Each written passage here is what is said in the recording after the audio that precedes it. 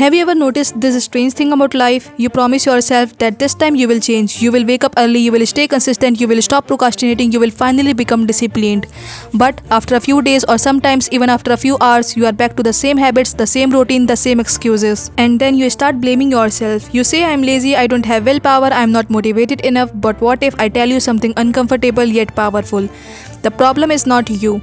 The problem is that you are trying to fight your subconscious mind and you don't even realize it. Your life today is not controlled by your motivation, it's controlled by your subconscious programming. The subconscious mind is not some magical or mystical concept. It's a real scientific system working silently inside you every single second. In fact, more than 90% of your daily actions, decisions, reactions, habits, and emotional responses are controlled by your subconscious mind, not your conscious thinking. Your conscious mind is the part that listens to this video and says, yes, I want to improve my life, but your subconscious mind is the part that decides whether you actually will or not. This is why motivation feels powerful at night and disappears in the morning, because motivation belongs to the conscious mind, but your daily behavior belongs to the subconscious mind. And the subconscious always wins if there is a conflict. This is why two people can read the same book, watch the same motivational video, get the same advice, and yet get completely different results in life.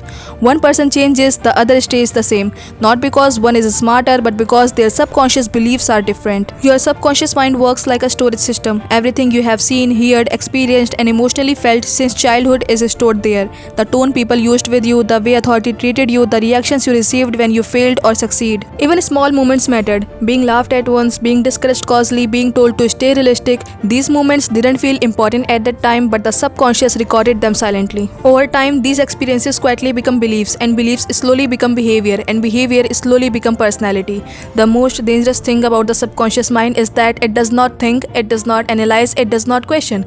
It only follows patterns. It accepts repetition as truth, it accepts emotion as evidence, and once something is accepted, it becomes automatic. That's why you can logically know what is right for you, yet still do the opposite. You know scrolling for hours is wasting time, but your hand still opens the app. You know consistency matters, but you still skip the work. You know discipline is important, but comfort feels stronger.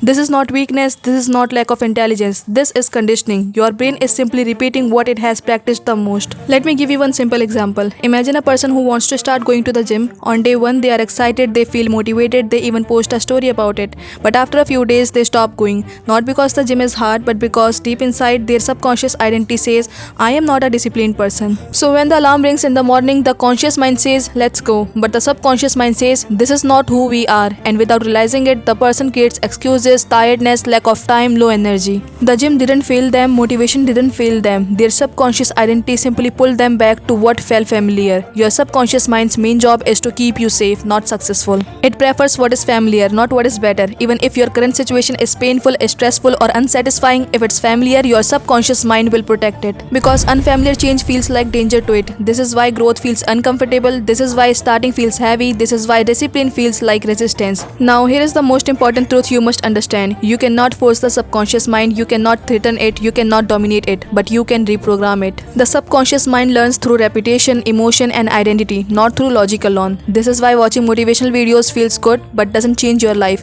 because inspiration does not rewrite identity. Only repeated action aligned with a new self-image does. This is why motivation doesn't last. Motivation speaks to the conscious mind, but habits live in the subconscious, and habits always win in the long run.